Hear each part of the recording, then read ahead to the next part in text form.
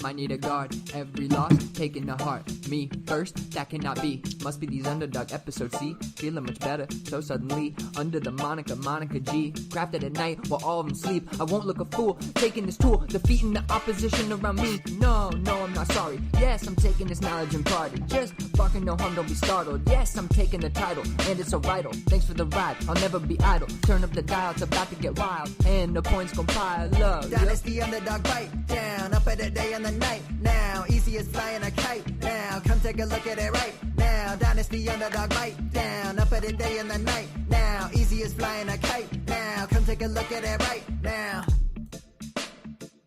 Hey everyone, welcome to episode 139 of Dynasty Underdog. I'm your host, Uriah Dawkins. With me today, Billy Beeman. What's up, dude? Not much, man. Excited to get into not one. Oh, I kept it going again. I looped it. It's okay. Not one, but two prospect profiles, so I'm stoked. Should be good. Little Friday afternoon streaming, so it's a little different for us, but we made it happen. How was Passover and all the activities and events? Whatever we got to do to be here, right? We make it happen. Passover was good. It's family time, it's fun. It's good to get together with everybody, and yeah. Awesome. Well, let's hop into it. So Tyreek Hill says he wants to retire in 3 years. I think he said, after the 25 season? Yeah. It's interesting, right? Because, it might just be kind of on timeline for a guy like him, right? That'll be, 10 years, I think he said. So it's not like it'd be like out of the ordinary. Wow, 10 seasons and he retires. So it may just be saying something that, we all should expect. That said, I think what it does for us in the dynasty world is pretty unique, and it's fun because to me, it's a buy low opportunity on Tyreek, right? Because somebody's going to be scared away, and we're actually going to talk about it in a little bit in the trade section. But, some people are going to be scared away from Tyreek, and if you play dynasty in a 3-year window, I don't think you mind Tyreek Hill on your team scoring you a ton of points in those 3 years. And then somebody else brought up a good point, maybe either in the DFF Discord or in the Dynasty Underdog Discord, that he could change his mind at 25 years old. What if he is on a team that is going to make a Super Bowl run the next year? Like, is he just going to bow out now? Like, I don't think so. No. Yeah, it is possible that he could play longer than that. But as you said before, I think that's kind of the expectation when he's going to be of a certain age. You kind of expect that anyway. It is cool. It is a really cool opportunity for us to kind of game around that and kind of see what the managers in their other leagues are thinking. If they're scared, this is definitely a buy low. Yeah, absolutely. What is this? Uriah hates AR, but like Trey Lance. No, that's good. Now I'm just writing sentences out just to piss you off now.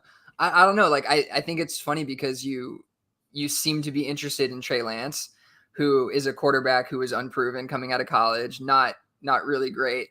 You see him throw a slow motion ball on Twitter and you're like, oh boy, I'm back. I'm buying in. But Anthony Richardson goes top 4 and you're like, this guy stinks. Well, to my defense, I'm mostly, what do you want to say? Hyperbole or flippant. My comments made on Twitter are not always that most serious. Not to be taken seriously. Yeah. Trey Lance is whatever, right? So I root for the guy. Do I think he's going to be good? Probably not. I also don't think Anthony Richardson's going to be good, so it is what it is. I was just playing around, but it is good to see Trey Lance out there throwing a ball. Good for him. Who would you rather We haven't have? seen that very often, so. Who would you rather have, Trey Lance or AR right now? Whoever's cheapest. Wow, what a cop out of an answer. I love it. Okay, well done. I can't. I'm not even mad. I'm impressed. It's the truth. I have the 103 in Console Wars, and I feel like I'm gonna have to be forced to trade out of 103 or take Anthony Richardson, and I don't really want to do either. So, yeah.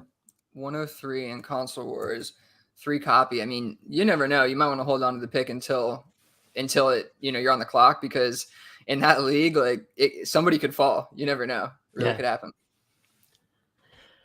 All right, Rashid Shaheed. This is a good tweet. Right?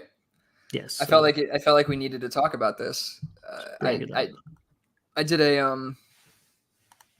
a sleeper video for DFF, and Rashid Shaheed was actually one of the features in there. I really like him a lot. He's somebody who, like Jake in the Discord, talks about all the time. And he's just one of these peripheral players who kind of just doesn't get any love. But I thought this was a really cool tweet. Best or at QBL Ryan, best yards per route run among rookies since 2007, 150 route minimum. 1, Martavis Bryant with 2.76, Odell Beckham 2.75, AJ Brown 2.67, Justin Jefferson 2.66, number 5, Rashid Shaheed 2.59 last year yards per route run. So he's producing when he gets when he has the ball in his hands and when he's running routes. Really, he produces when he's on the field, and that's what you want. It's exciting.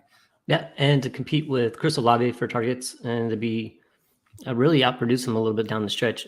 Ryan Heath, he goes on to say the path that an undrafted free agent who was first hit a 70% route share in week 13 and outperformed Chris Olave after that plays a full-time role this year seems very possible, and it's practically free to draft him and find out. That's the important part. Nobody's holding on to your feet to the flames to go and acquire Rashid Shaheed. Like, he's totally worth a gamble. Like, if you don't want to spend that 3rd round pick, like in the rookie draft, you could probably just go get Rashid Shaheed for that 3rd. Easy. And with the first year peripheral performance like he had like that, like that's a really good gamble. He's undrafted free agent. He probably won't pan out, but it's definitely worth the gamble. Yeah, that's a good way to put it too. I mean, definitely manage your expectations on it, right? Like, manage your expectations with him for sure, but very cheap, very, very cheap in Dynasty. You can get him for virtually nothing, I imagine, or as a throw-in on a deal late in startup drafts. So definitely a guy to target because I think he's going to have a lot more value than he does now throughout the year. I mean, and possibly has a quarterback upgrade there. So I don't know necessarily if Derek Carr really is that much of an upgrade over Andy Dalton, but we all kind of expect it will be. So something else to keep in mind. Yeah, let's give Derek Carr some credit. At least right now in his career, I think he's a little better. But it's definitely a step up Andy Dalton. Slightly improved Andy Dalton. Slightly improved, right? Yeah. All right. Yeah. Pat's trade talk around Mac Jones. Like, you're a Pats fan. Is this something that you knew about until, like, quote unquote, the news broke? Or is it something that you even see, like it didn't seem like to me anything that like they would be wanting to do that. I mean, I saw somebody mention it was like, okay, trying to trade Mac Jones in the NFL is kind of like trying to put Mac Jones on the dynasty trade block in 1 QB. It's like, I don't feel like there's a trade market for him. And then if there was, what's Belichick planning to do there? So I don't know. You're more keyed in on the Pats, so I was just kind of curious. Yeah, I mean, there's not like with the Patriots, they obviously don't let much out, So, I mean, this didn't come out until the owners' meetings. So it's not like something was floating around or anything like that. With that said, there's ways that like it can work out for Mac. It just depends. I imagine that there could be a trade with Lamar, right? Where you send Mac and a 24 first. Right. That's essentially the 2 first. They get a quarterback and then like at least he gets another shot, So there's like I think there's a chance like where it works out for him. Like I don't see it in New England personally, just with like how shaky Belichick is on it. They ask him if he's the starter and Belichick's like, he's a starting QB in this league. It's not like he's our starter, you know what I mean? And they're talking about, little whispers of Lamar and all that stuff. So I mean, even some people in the media there are talking about Aaron Rodgers, them possibly swooping in and grabbing Aaron Rodgers instead. So there's like a lot of stuff that's going on there. I just don't like, for me and I've been on this train since essentially we drafted Mac Jones, but I'm just kind of out. Like I want to move on from him. I'm definitely not buying, but if you are a believer, I'm sure his value is as low as it's ever been. Yeah, absolutely. Like that quote from Bill Belichick, like he's a starter in this league. He's exactly the type of comment I'd put in a trade offer trying to send Mac Jones away in Dynasty. Like, hey man, he's a starting quarterback. Like I need a first for him. Easy. Yeah. Not a lot of confidence there. Listen, we're not so far apart, the fantasy community, the Dynasty community in the NFL. I got to tell you. No, not really. All right, this is some breaking news. It's old news, but it's new news again. Cincinnati PD has refiled charges on Joe Mixon for his aggravated menacing charge. I guess we talked about this the first time. Like, Joe Mixon's definitely a declining asset. Good chance that he's not going to be on the team this year. When the charges were dropped, it kind of gave you like maybe breathe some life into him again. But now that they've been refiled, like I think this is just another warning sign that if you are holding Mixon, you got to try to get out. Or at least I think you should. Yeah, I actually didn't hear this news. That's not great. No, So yeah, I have to agree. Yeah, get out for sure. I'm sure people are wanting to buy low. I'm sure you could get out for, a second and some stuff or something like that still. Maybe you can get more than that. I'm not sure, but yeah, maybe somebody didn't hear this news like me, and you can just get them. You can it sell them just for happened value. like 10 Seriously. minutes ago. Yeah, I mean, yeah, that's crazy. I'm surprised that I'm surprised that happened. It's just like unusual for it to be dropped and then recharged. So yeah, that's not good news for Mixon or Mixon managers in Dynasty. Definitely move on if possible. Awesome. All right, so a little out of order here, but let's do some trades and non-trades. Are we out of order? Nope. This is the order I wanted in, at least for this show. All right. Let's do it. All right, so this is startup or otherwise Discord. So it's 106, preferably maybe Will Levis for DK. And Billy's not with me. But 106 for DK, like in a vacuum, seems like decent price for DK, something that I'd pay up for. Will Levis dropping in 106, it really would depend, I guess, in my opinion, on whether you need a quarterback or you need a wide receiver. It's kind of that simple to me. So what do you think? Yeah, for me, like I am so easily on the DK side here. I'm kind of shocked, honestly. I just in general kind of what I guess, the Discord felt and seemingly the community feels, but that I think we're a little low on DK. Like I don't understand why. He had a great year last year, coming back with the same quarterback, another year, to kind of develop with him together, get a connection, and the team all together should be better. So I just don't know what we're doing here with DK. I think he's a great receiver, top 12 upside, absolutely, right? The 106, okay, you go get Levis, who we're ignoring, like I'm not trying to kill him yet, but like we're ignoring the fact that he could be Zach Wilson, right? Like he could easily be Zach Wilson, and we know what DK is, and that he's not going to lose value short of breaking his leg or something. So for me, like there's not a receiver who I'd really take over DK in that range. Like I'd rather him over Jordan Addison or any of those kind of guys. So it would only be for a quarterback. Understand that. If you're lucky AR falls there, then yeah, sure, maybe the upside's there, but yeah, I think I'd go DK pretty easily. I agree. All right. 105, 106, 107 for Justin Jefferson. That's a heavy hitting one. Yeah, I know it's an interesting one. I don't know which way to kind of fall on it. This isn't a deal that got done. This is just a deal that's out there in the ether. So I don't know. Like I think what the hang up is for me, at least, in like if you want to move Jefferson for that, is that you're not guaranteed JSN.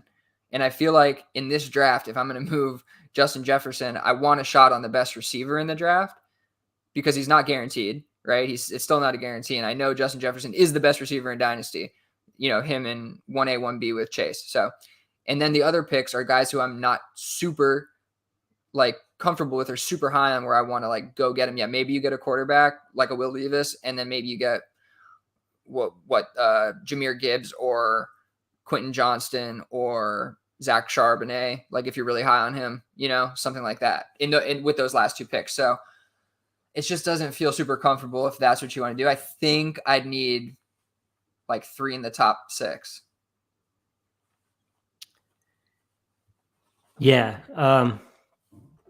That's probably the smarter route to go. It's just when you see 3 1s for any player, you're just kind of like, because what you drafted Justin Jefferson 3 years ago with the 107, 108, and now you have a chance to turn around and go ahead and get the 105, 106, 107, and gamble, see if you get lucky again. So I see the allure to having those 3 first, but as you said, like we don't know, like 2 out of those 3 could bust. We see it every single year. But what's interesting, because we just talked about it with 106 for DK, what if you trade away your Justin Jefferson, send off your 106, 107 for DK, then you have your other 2 picks. And now it looks like instead of random box, you have DK and 2 random box for Justin Jefferson. Is that still something you would do, or? No, that sounds better. Yeah, like if I was getting DK plus 106 and 105 or 105 and 107 or something, you know what I mean? If I could manage, like, obviously it would be my doing of getting those picks and trying to move the 6 or 7 pick, right? That's the idea, and getting DK. So yeah, I would love that. If I could I mean, I guess I could talk to the DK manager and say, hey, would you take 106 or 7 for DK straight up? And if said yes, then I could go and get that deal done, and then I would feel a lot better about it. So I mean, that's an interesting way to approach it for sure. Cool. Yeah, I like that. Okay, so we both agree though that there's a little something missing there, right? Like, it's a fair deal. There is, just because it's a fair deal. Yes, but we know that Justin Jefferson is so good, right? Still so young, just been balling out since his cleats touched the field. And all you're doing is you're looking at 3 really shiny boxes. We're not talking about 109, 110, and 112. You know, these are high pedigree picks. And if you nail them, like, that could really change your team for the next 3 or 4 years. Yeah. But if you end up with Zach Wilson and like Laquan Treadwell, or, you know, I mean, there's so many misses. And when you already hit on a guy like Justin Jefferson, it's like really hard to let go. But seeing those 3 first, it's like, yeah, you draft Quentin Johnson and you end up with Cordell Patterson. You know, it could happen. It's like, but then he then he becomes useful 6 years later. Yeah, I don't know. All right, I keep losing Billy, but hopefully he comes back. The next one is a Discord question. Guys trying to shop, I think, Tyreek based on this news. And he reached out, sent some offers, and they were all rejected, probably just overvaluing. And he said that he got an offer for somebody who's interested, that a 21 first and a player like Pickens, a 24 first and a player like Pickens for Tyreek. I still think that's kind of cheap for a guy like Tyreek, who's going to be playing 3 years and just producing, top 10 seasons every year.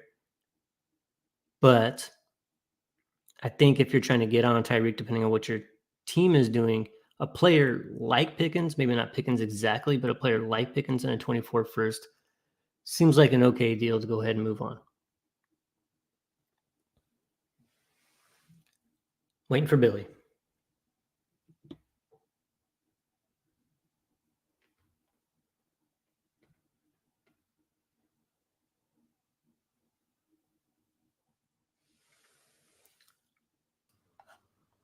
Ta-da! He's back, thank God. I'm not very good at the solo thing. Just staring like a deer in the headlights. Oh, it's okay. It's all good. They'll forgive you because it's my fault. I went through the 24 first for Tyreek. How do you feel about first for Reek?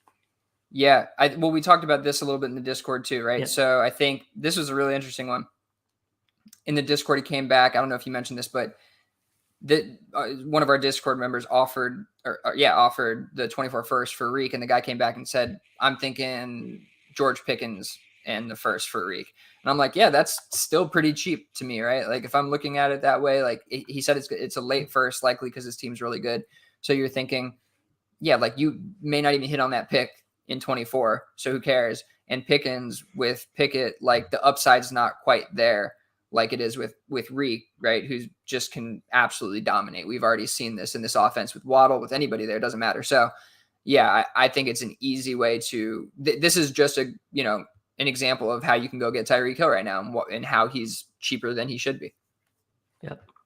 I like it. I think a deal on both sides is actually pretty good. So yeah, I mean, the 24 first, like, I don't know if it's late. Like, I'm not super excited to get that. I'd probably be pushing for some, not that he has an earlier first, because it's, he probably only has his first, but I wouldn't feel great about that. Like, I think if I was worried about Tyreek Hill, I'd feel good about it. You know what I mean? Yeah. But I'm not. Yeah. But you're not.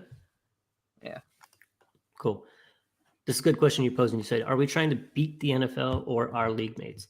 And this kind of goes back to a conversation I was kind of just tweeting my way through, going through the spreadsheets and then watching a little bit of film, and just the extra time that I spend doing this, trying to make my dynasty team better. And I try to say, well, why don't we just wait for NFL draft? And then that kind of does most of the work for you in the first place. Just go off the draft capital.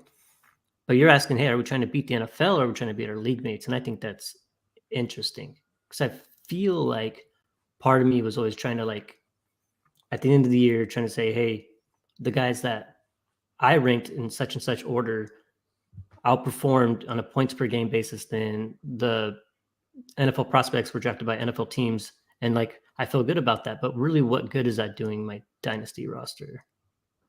It's a good question.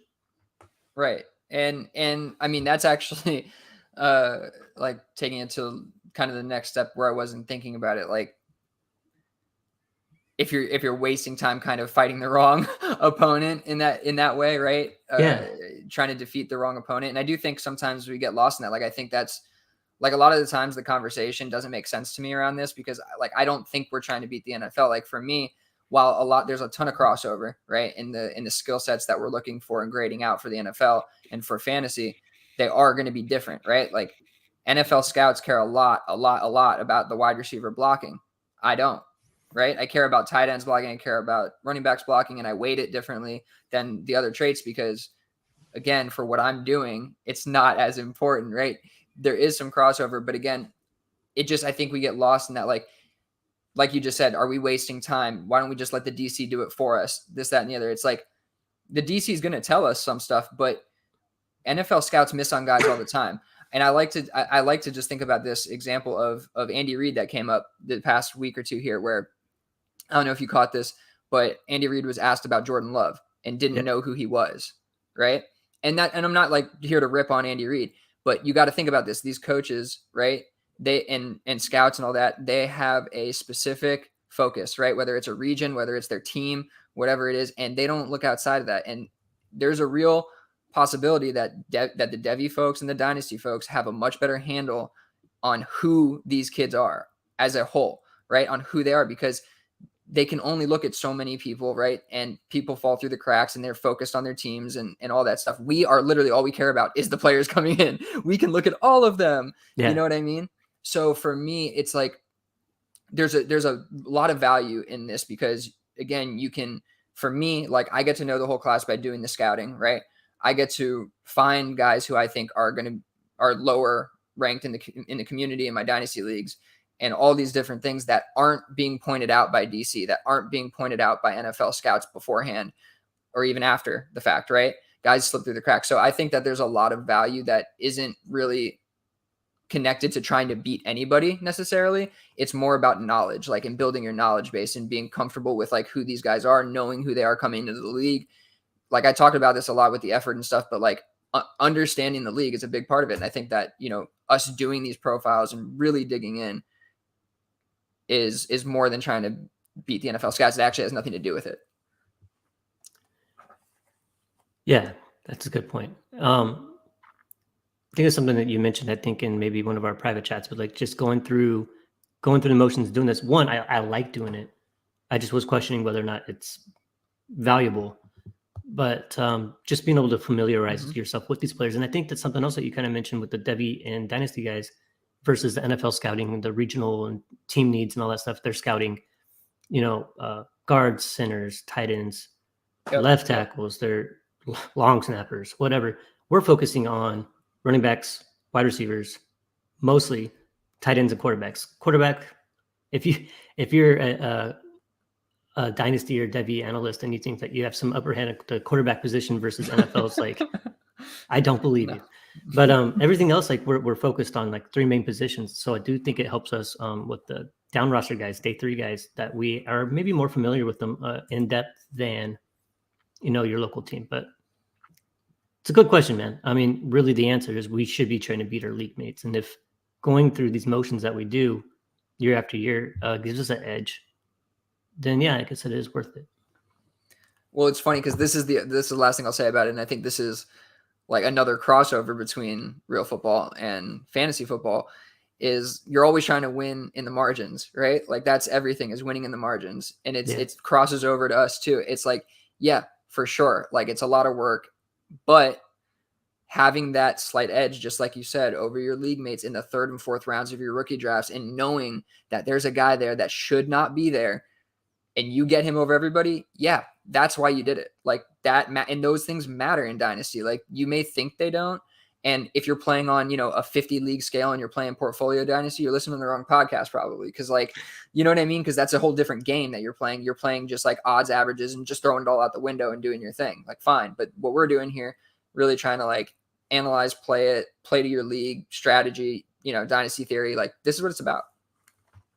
Love it. Actually gets me a little more excited about Dynasty. And also you shouldn't feel like you're wasting time ever. Like you enjoy I know you enjoy we both enjoy the hell out of this, but also it is not worthless. Like, and we are helping people a ton like that too. Love it. All right. So for you guys, we have not one, but 2 prospect profiles on this one. Yes. Just I was feeling a little uninspired earlier. So I was like, well, we'll just do another prospect profile. And, Billy came through with a little more for us to talk about, but let's hop into it. Prospect profile, Tyler Scott, wide receiver out of Cincinnati. Yes, let's get it. Tyler Scott, I love this 5'11", 185 on a good day. I've seen his weight listed anywhere between like the low 70s to low 80s. So I gave him a bump there, gave him 185. Let's just say he hits the gym in the NFL and he gets there. How kind of you. I know. All the there's different numbers everywhere. You just try to be more realistic here. Ran a 4.32, so he's human. He's a fast kid. He has a 133.7 burst score. That might not mean anything to anybody, but that does put him in the 95th percentile amongst, all drafted wide receivers over the last, 15 years. 50% contested catch rate in this class puts him 4th in the class, even at just 5'11", which is pretty cool. He has a relative athletic score of 8.85, so he hits all the marks there as far as being physical and athletic. Love to see that. Saw this on somebody else's tweet, but all 14 of his career touchdowns went for 20-plus yards. Some of those were after the catch, but that's just kind of an insane stat to me. Like, that dude's getting it downfield for you. 2.2 yards per route run, which we know that the 2.0 mark is decent, good bucket. 2.5 is something I like to see. 37.6 average dominator. I've seen other places have him closer to 40, which is excellent. And this is one that I've been looking at a lot more with wide receivers, tight ends especially. Hat tip to Peter Howard for pointing it out to me and how it kind of matters. But he has a QB rating when targeted of 116.9. That is very good. And looking at fantasymocks.com, which is where I do most of my rookie mock drafting because I don't have time to do it with real life people. He has an ADP of 52, putting him in the 4th round. So if this is a dude that's hitting a lot of boxes that's going to be going in the 4th round, I would like to see if there's a good film score here. This would be one of those guys that you were talking about, kind of gives us an edge. So let's go. Hell yeah. No, I'm super stoked about Tyler Scott. I did a little sleeper video. I think it was a short for Dynasty Football Factory YouTube page. He comes in 7th behind Jordan Addison, above Charlie Jones, Tank Dell, Jaden Reed, Cedric Tillman, of those kind of players. So he's actually up there for me, honestly. And he really impressed me just the more and more I watched him. And I do this thing where it's like, if somebody impresses me, I'm like, all right, I got to go find the bad tape. Like, let me keep watching. You know what I mean? And it just kept showing up that he knew what he was doing on the field. And he's really good. He's a really, really good wide receiver. So just hopping into the tape, I wouldn't say his release is exceptional, but it's smooth and sharp. He's a route technician in my mind. The way when I watch him, single moves, double moves, multiple releases, just different variations, whether it's a shuffle or a single move off the line, you see tons of head, shoulder fakes. Start stop is virtually instant with this guy. And you see he has the speed, that 4.38 speed or whatever it was, that 4.3 speed, super fast, but he's also able to decelerate really quickly. It's not just like some straightaway speed. Like, he uses it through his routes, right? He's always, it seems like he is always at top speed, whether it's through the route, after the catch, whatever it is, he's just got a motor, right? He's virtually instant when sitting down in zones and in zones with like comebacks and curls. I think he has good size for his speed. Now, he's obviously like a smaller frame, but he is a little bit taller. So, I mean, he plays, it seems like, a little bit bigger than 5'11". I know that's what you said he is. Really good pacing on routes. He has really good suddenness at the break and the branch of his routes. So again, it's all about that kind of start-stop ability. He uses it also within his routes, not just after the catch to evade defenders. You don't see a ton of late separation with him. And I think, again, it might come back to his size that he can't really pull away from defenders physically. But he does play through contact pretty well, whether it's at the line or through the route. He has good catch and run transition, so really speedy, right when he gets the ball in his hands, just turns and goes. He's got good bend, really to just, turn corners, evade defenders with angles. A couple more notes here I think I have. He high points the ball really well, which is something you want to see. You don't see a ton of body catches, but he does do some of that downfield. I'm not going to say I didn't see it at all. So he may need to clean that up in the NFL. I have seen other people kind of point that out. He does struggle with some physical press coverage, which just makes sense with his size, but he has a pretty good release, so he does get off of it sometimes. And yeah, I mean, I think that really covers it. A lot of his game for me is through the routes, right? Like, he's not a physically dominant receiver. He's really fast, and he's not like, I wouldn't say elite after the catch, right? But he does have after the catch ability. So he's kind of a well-rounded receiver and does the things that I like really well. And that's mainly route running and able to kind of deceive defenders mid-route. So he can get himself open anytime. Love that. Tyler Lockett? Maybe. I don't know if the way he moves is necessarily like Tyler Lockett, because he's a little bit more slender and like, it just seems like he's a little more lean and taller than Tyler Lockett. They may be the same size, but Tyler Lockett is a little bit more physically kind of stout, in my mind. He's a little bit just more muscular. Maybe he can put on some of that muscle coming into the NFL when he gets into work, when he gets in a workout room with these guys. Yeah. Cool. That's pretty exciting for some guy that you could get in your fourth as of now. So yeah. Yeah. And I see this along the kind of like Romeo Dobbs track, the Romeo Dobbs track. Just that, like, kind of most people aren't going to notice him, and then he'll get drafted somewhere in the 4th round range. And then everybody's gonna be like, who is this guy? And hopefully it's to a spot that is, a fairly decent landing spot where he can have a role, but that also matters. So a lot of it's going to be DC and landing spot dependent, in the end. Of course. Okay, next one, Tank Bigsby, Auburn. Big dude, steak ass, 6 foot, 210. Runs a 4.5, 4.56, which is plenty fast for a guy his size. College average, 5.46 yards per carry. Relative athletic score of 8.33, so it kind of checks all the boxes there. PFF, give him a grade of 90.7, which is really good. 62 career receptions. I've seen 61, but it shows he can catch the ball. Not sure if he had a lot of opportunities. Just kind of looking back at some of the Auburn teams over the last couple of years, they haven't really been great. I'm not a huge college guy, but it was pretty easy to see that they kind of sucked. His receiving yards per team pass attempt and yards per route run is very middling, so there's nothing there that really pops out on the sheets where I'm like, this guy's awesome, but I see a lot where this guy's good enough. What pops on the charts is he had 156 avoided tackles, 4.1 yards per carry after contact, so it's not a guy that he's going to get down very easily. Must have some pretty good vision to avoid those tackles. He had a season leading Auburn in rushing and receiving, which is also a sign that that team just probably was not very good. And according to fantasymocks.com, his ADP in rookie drafts is 2305, which means that you can get him at the back round of the 2nd round. And I think that's a really good spot for a guy that has the size and potential as a guy like Tank Bigsby. And his name is Tank Bigsby. I mean, that's analysis right there. You can't pass on a guy named Tank unless it's Dell, but yeah. Oh, wow. Shade on Tank Dell. Man, I wish he had a little bit more weight on him because he's a good route runner too. Tank Dell, yeah. Oh, yeah, he really is. Tank Bigsby. Yeah.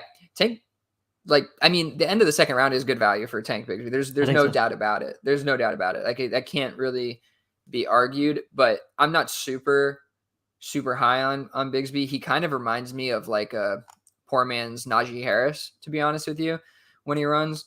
He's quick and light on his feet, but sometimes unbalanced. I think his gait can be a little narrow at times. He does show good change of direction, but I wouldn't describe him as laterally quick. And I think sometimes he can try to do too much instead of just getting upfield and going. And that can prevent him from, just gaining necessary yards that are just there for him. So That said, he has really good vision. Tank Bigsby does have really good vision. That's one of his strongest skill sets. He's a good in between the tackles runner. He does run a little tall, which in my experience watching, that can lead to being unbalanced or taken down more easily. But with that vision, he does have really good burst with intent, right? So he finds a hole, really good one cut back, in my opinion. That's his best runs come off of, he sees a hole, makes one guy miss, and he's gone, just upfield. But he's really doing it with a plan. Like he knows where he's going. So, I mean, those are really good signs of ability that's going to translate to the NFL, I would like to see more finesse in terms of like being able to get to the edge with ease. There's some plays, and I did the review for Dynasty Football Factory, the film room on YouTube, and I pointed out on one play where he kind of gets out into space, and there's like 4 or 5 defenders around him, and there's definitely space that if you're quick enough to jump cut outside, and like a Jahmyr Gibbs 100% does it, you know what I mean? And he tries something and kind of just falls over, and so again, I think that that's just a piece of his game that's lacking that you can't expect from him. He's just more of a traditional running back than a guy who, in my opinion, could be a 3-down back. I think he's more of a 2-down back, to be honest. Now, maybe he proves to have the skill set. Like I don't see a ton of receiving work in his game. I don't see that he, runs routes really well, or they put him out there in that, that position to do that. But the offense was terrible. Don't get me wrong. That offense was awful watching it. You can see it's tons of just like, tons of zone runs and what am I thinking of? They're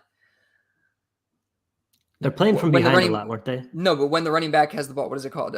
Wildcat, like tons of wildcats, right? Like tons of wildcat plays and just stuff that's like not a traditional offense that you can kind of, work against the defense. They know it's coming. So it doesn't put him in a position to succeed. Last thing I'll say here is he does have a great ability to make the first defender miss often. That's one of his best traits. You see it behind the line. You see it out in the open. But again, I think what the problem is why it's mostly the first defender and not the others is because he doesn't have that elite agility or elusiveness to kind of get out of just like, these impossible situations where you see others do so. He does have his eyes on the second level. So the yak ability is there when he bursts through those holes and kind of gets upfield. He definitely can break away some big runs. He is an elite athlete. It's funny because he is like an absolute rock solid, like muscle, he's fast, like, but there's just limitations to his game. But that said, I do think he has some upside and he's definitely a guy who in the late second, like it's worth it for sure. He's just a little bit lower in the film grades for me.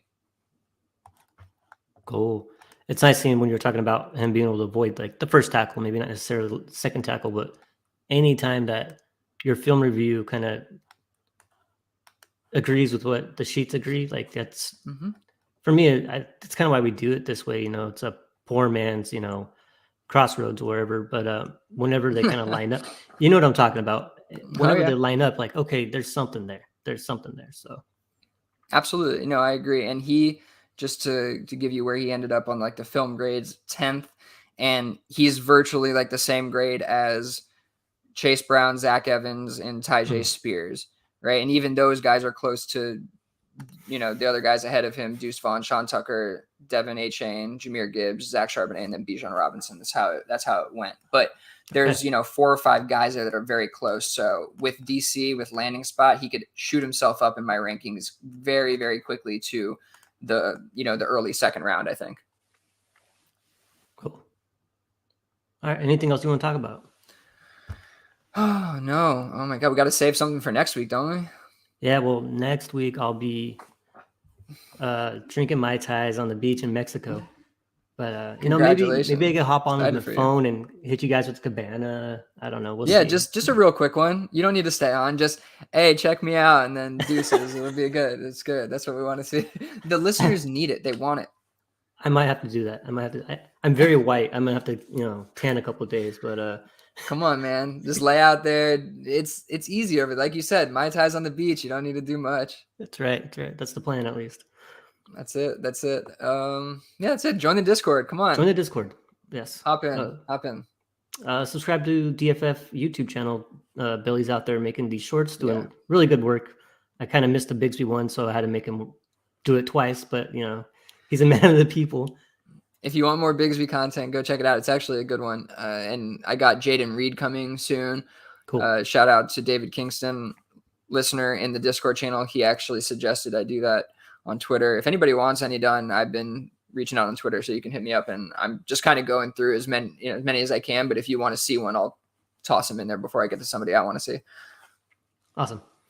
Yep. All right. Thanks, everyone, for giving us a listen to this week's of Dynasty Underdog. Follow us on Twitter at Dynasty Underdog, at Uriah Dawkins, at Willie Beeman DFF, and at Josh M. Goldberg 92. And yeah, hit us up in the Discord. It's fun. And free. And free. Peace. Yeah. Peace. Have a good night, guys. Later.